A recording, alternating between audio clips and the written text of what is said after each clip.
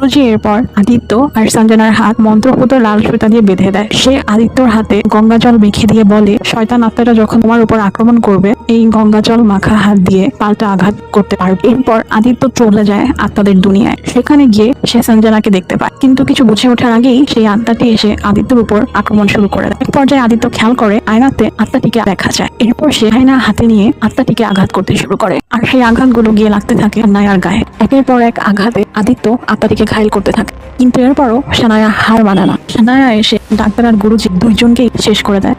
এরপর সেনায়া ওদের হাতের বাঁধন খুলতে থাকে, আর ঠিক সেই সময় আদিত্য ভগবানের ত্রিশূল দিয়ে সেই শয়তানটার উপর সর্বশেষ আঘাতটা করে, যার ফলে সেই শয়তানটি ধ্বংস হয়ে যায়। আদিত্য সঞ্জনাকে নিয়ে আত্মাদের দুনিয়া থেকে বর্তমান দুনিয়ায় ফিরে আসে। রাগ আর ক্ষোভ নিয়ে কাঁদতে কাঁদতে সেনায়া বলতে থাকে, এখন আমাকে আর কেউ এই অবস্থায় দেখবে না, এটা আমার রাজ আর এটা আমার সঙ্গেই যাবে। এটা বলেই সেনায়া সেখানে থাকা একটি অ্যাসিড সম্পূর্ণটা নিজের শরীরে ঢেলে দেয়।